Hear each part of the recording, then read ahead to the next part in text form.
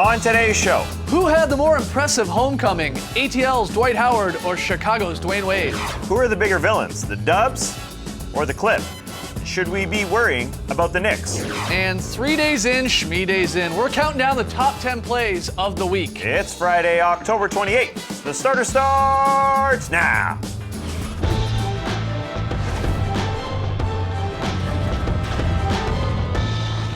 Good evening, Sweet World, and welcome to the starters. Whether you're joining us live right now on NBA TV or a little bit later on YouTube, we're very happy to have you. I'm J.E. Skeets, and alongside me, as always, that's Tass Mellis. Happy Friday to you. To his right, it's the international man of mystery, taking it to the max, Lee Ellis. Friend. Lele. Lily, and last, certainly not least, over there, starters blog editor, Trey Kirby. Oh! Hey, yo! First things first, are you wearing a robe? Oh, this is just my linen kimono. Oh my You never know. Gotta keep it cash. Oh, man. Yeah, we got a tie here, another one deep inside. It's Friday. You're wearing a kimono and Lee's dressed like a dad at a barbecue. He's got shorts on under though. Where do you even get a kimono from? Oh, Grailed.com, Lee. It took me forever to find a suitable one, but luckily I was able to pull it off in time for the Well, season. you're obviously comfortable. Yeah, I'm feeling great over here. Checking your tweets, looking for the best tweets at hashtag the starters. As y'all know, the Golden State Warriors got smoked in their first game as the league's preeminent super team, so they had to get back in the lab and get things right.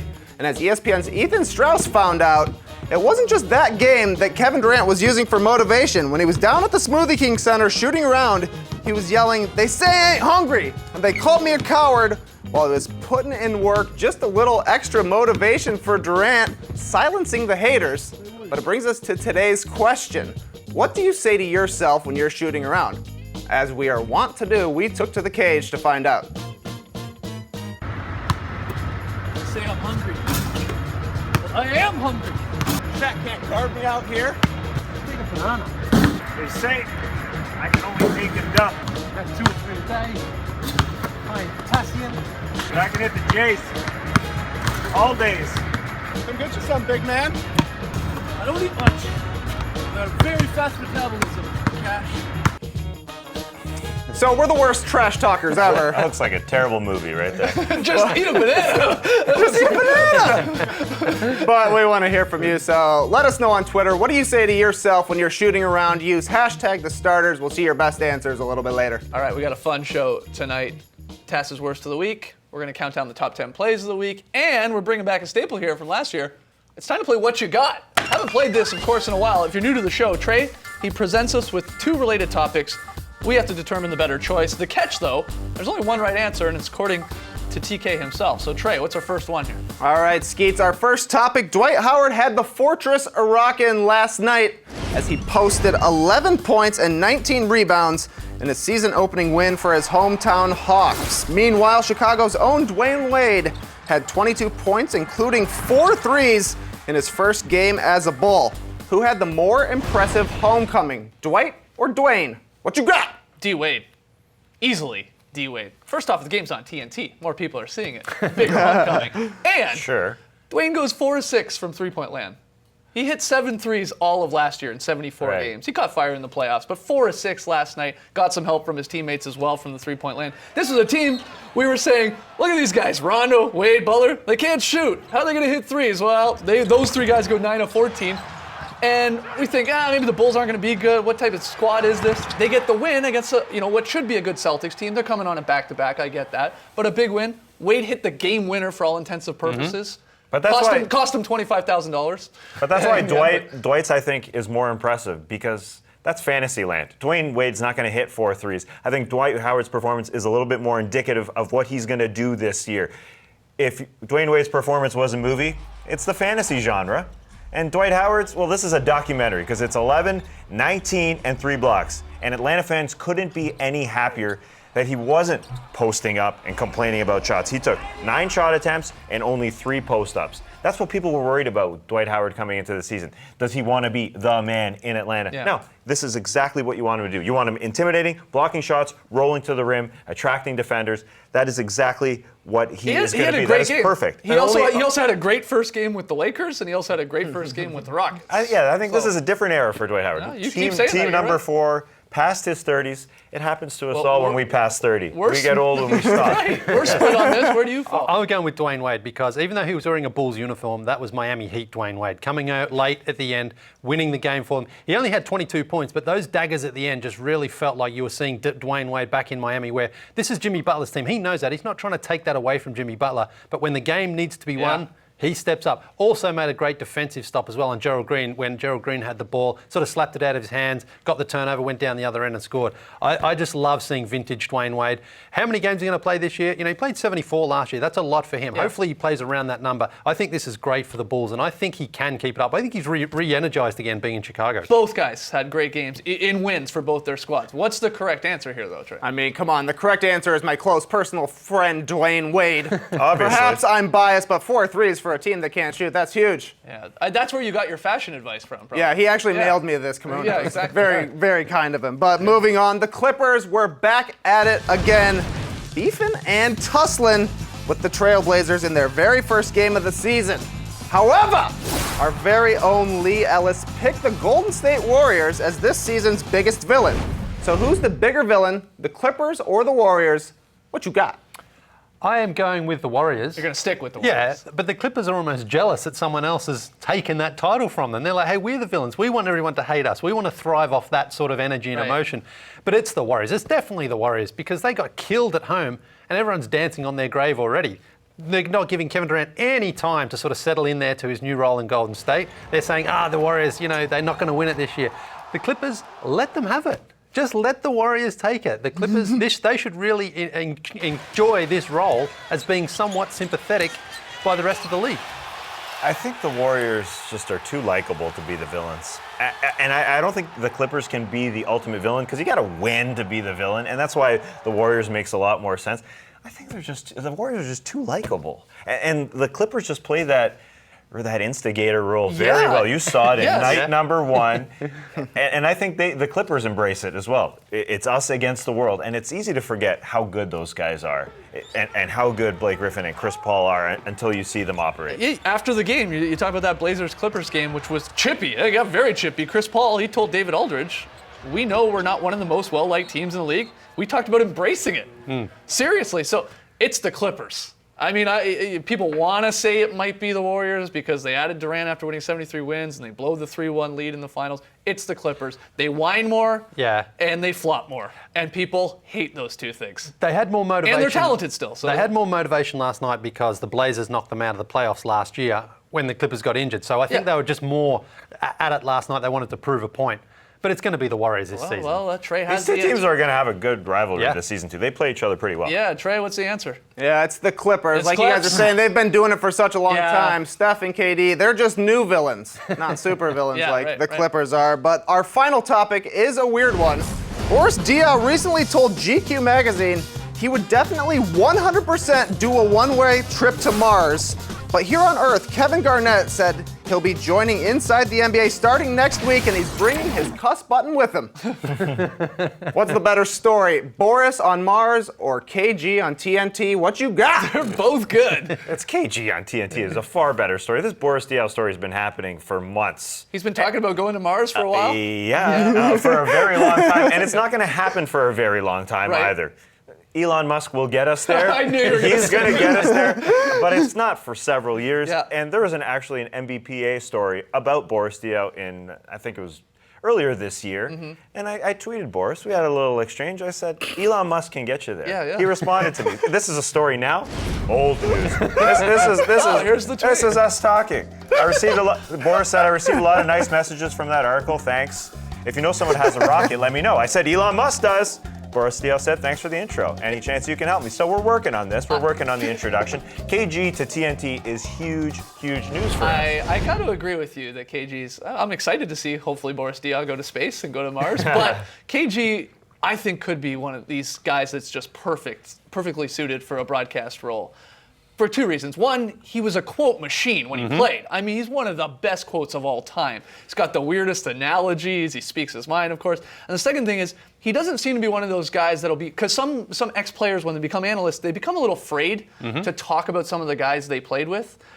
He doesn't seem like that type of guy to me. No. I mean, he wasn't when he was in the league, and that's sort of what the charm of Barkley was, right? Always spoke his mind. And I think Garnett still will be does. exactly the same, and he still does. I think it's Garnett. I actually think Garnett and Boris should go to Mars together. That's not a bad idea. Well, what's the answer here? Oh, it's Boris on Oh, Mars for what? sure. I'm excited about KG, but nobody's ever been to Mars. Can you imagine if Boris Diaw's the first one? Having his Nespresso up there? How is he going to have his espressos up there? yeah, He's gonna water, be yeah. floating. They got space coffee. All right, when we return, Tass's Worst of the Week and a whole lot more. Thanks, Matt Damon.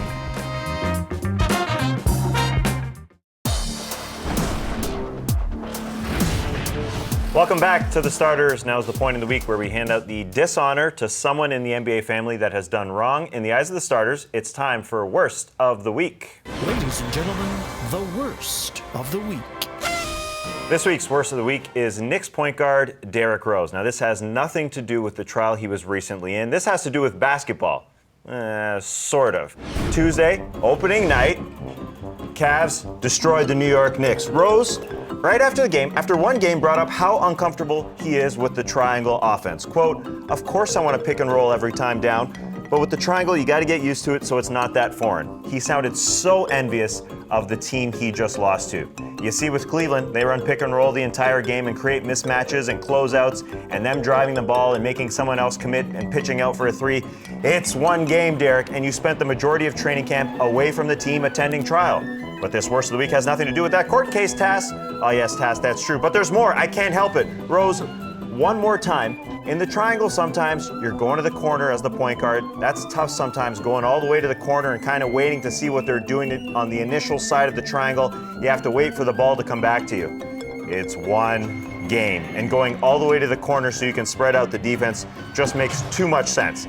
To me, this means Rose thinks he can carry an offense like it's 2011. He said so much this week, saying it's only a matter of time before he's elite again. The worry is Rose will delay the growth of Kristaps Porzingis, and his NY tenure will only be 1 year. Derek is a free agent this summer and has talked about getting paid like the stars of the league. Note, he is making $21 million this year. Rose did add he is going to try and figure it out because that's what being great is all about. But he also has Melo on his anti-triangle team. I won't bore you with Melo's quote, but here's the brunt. He doesn't like the triangle. But they're not running the triangle exclusively anyway. Maybe I'm just done with all this triangle talk. It's not that acute, IMO. The Knicks, Derrick Rose, your Worst of the Week. I'm worried about this team. I'm worried about this year. One game in. Yeah, but we shouldn't be talking about it. We've got a worst runner-up. Okay. Seth Curry, Okay. Steph's younger brother, doing well with Dallas. Yeah. Signed a 2-year guaranteed deal. Good for him. But I didn't like what he did in their opening game. He got a steal. That's good. He Oh, laid no, it in with finish. his lefty. Yeah. You're a guard. You don't have to look at your left hand. No, you can lay it in with your left Yeah. hand. That's part of your job description. No. Shaq can do that. Seth Curry can't do that. Runner up. Good runner-up. All right, well, now we pivot from the Worst of the Week to arguably the best.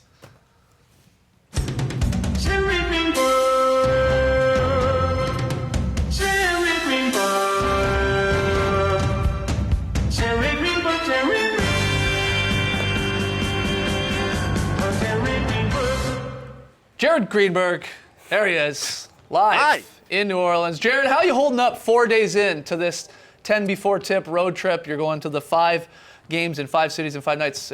Did you pack enough socks?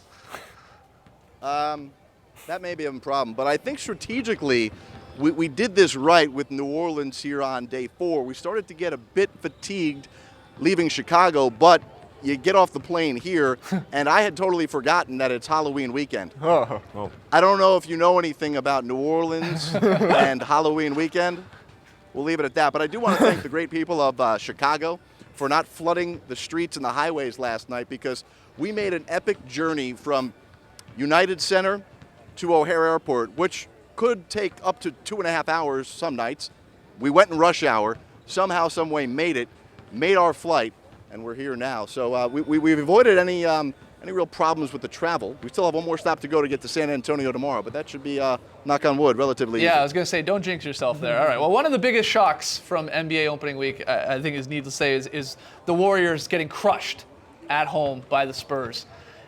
You had a chance to talk to Steve Kerr about how they dealt with this loss. What was he talking about? Well, clearly, there's only one way that Steve Kerr could approach this, and it It says that we should have our cliche alert up because Steve Kerr, despite what some people had to say, he knows that the sun, maybe it still came up after that loss. So the sun, did it still come up the next day? It was pretty cloudy that morning. We were looking for it, and it finally crept through around noon, I think. But for a while, we were really worried. Is it a case of a good dose of humble pie, something that adversity you can learn from? I haven't used that expression. You can if you want. I'll give it to you. Okay, yeah, it was a wonderful dose of humble pie. You said your sarcasm, I think, caught back up with you on this trip in Philly. You must have had fun with Steve Kerr and the sarcasm. Yeah. Well, we've got to keep it going. Our former teammate, Steve Kerr, he always loves it. He's always great to us. Jared, after tonight, after this, what should be a great game, Warriors Pelicans, what's the final stop for you on this trip?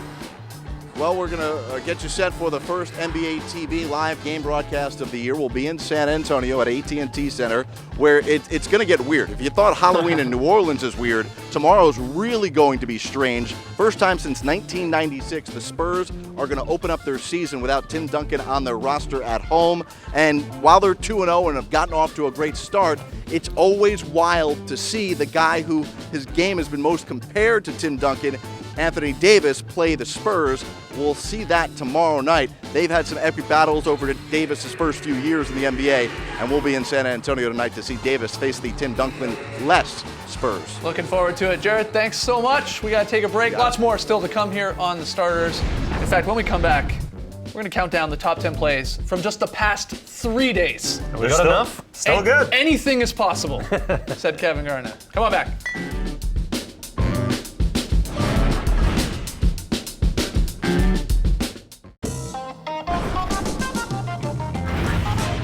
Back with The Starters.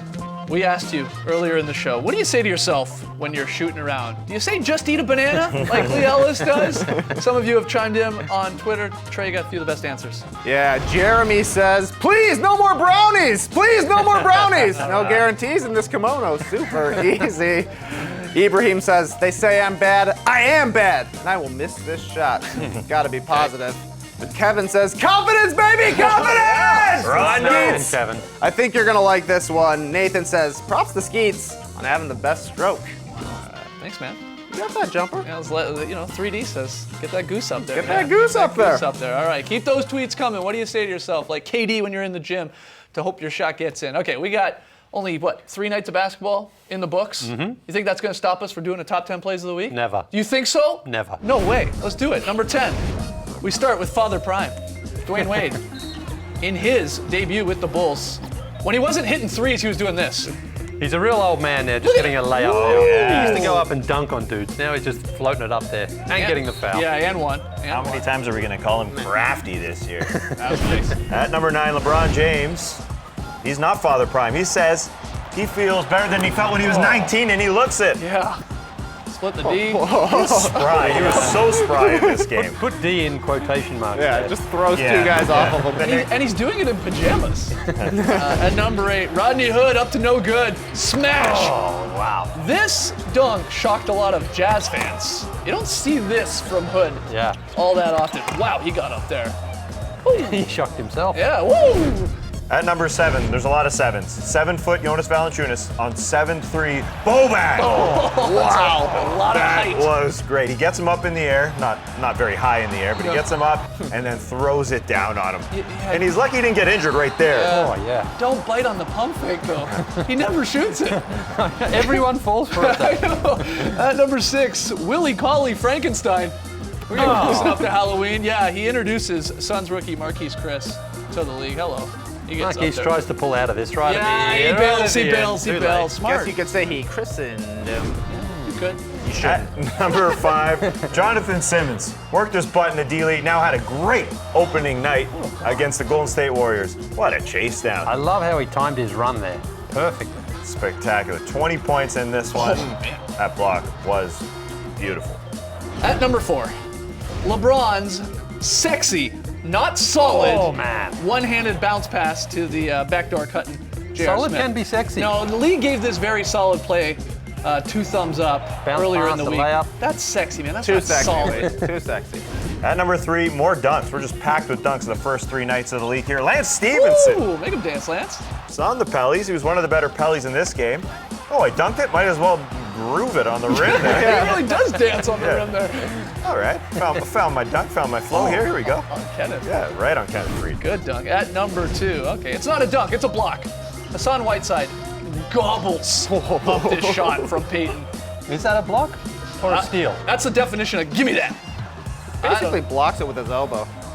Watch the look back too. Come on, man. You're not getting that over me. At number 1, time ticking down in a blowout. 8-7. This is a blowout, and he throws it down. Jonathan Simmons on JaVale McGee. A monstrous jam. We know this guy can throw down. I like how JaVale goes for it. Yeah.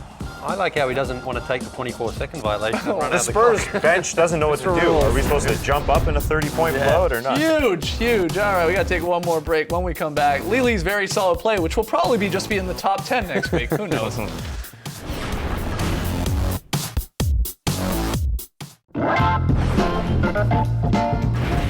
Back with the starters. Tonight's Pick'em game. Woo! It's the Hornets Heat. Taz and I say Heat. Trey and Lee say Hornets. Lee, Yes. where are we going for your very solid play, buddy? We are going to Chicago, but it actually comes from the Boston Celtics. Okay. And it's Al Horford here, dropping it off to Tyler Zeller. Now watch Tyler with a beautiful feed down to Jay Crowder with a nice finish there. Okay. Yeah, that's what it's all Now about. that's Look at solid. this. This is a great angle here. Here it is again. Where's everybody? Bang! Oh, right that's through the it. middle. That's beautiful. That's what I call a very solid play. That was solid. Great stuff, Lili. Where are your thumbs? Oh, no thumbs. Show here him, they show are. his thumbs. Come on, we got time for the Show thumbs. his We got thumbs. time for the thumbs. Show his thumbs, please. Thumbs, Show his thumbs. thumbs. Yeah, Thank you. yeah, Yeah. Thank you. I can go to Not a bed. show without the thumbs. We Keeping recorded. them up forever. We recorded a drop podcast earlier today. Had a blast talking about some early week observations. And one of the most heated moments from the drop was actually this viewer question. Guys, if you had to give up one of the following for the rest of your life, which would you choose? Burgers, pizza, tacos, or chicken wings? You're giving up one of those for the rest of your life. Pizza. Easy. Get out of here! Oh my God. Worse than a dog's opinion. Get those burgers out of here. Come on, that's Get an American those classic. burgers out of here. Oh, come on. Wow, we were pumped up about this. So we put this Yes. to the starters' Twitter account, the poll. Again, if you had to give up one of these for the rest of life, which one would you choose? Burgers, tacos, pizza, chicken wings? I guess chicken wings. 40% say chicken wings. That's the right pick. wings tonight. Oh, wings is the right pick. All right, guys, we'll be back on Monday, Halloween special. Can't of the wait. starters. Yeah, we will be dressed up. Thanks for joining us, folks. And remember, descending a mountain on snow is easier than just dry rubbing it. Brace the weekend, people.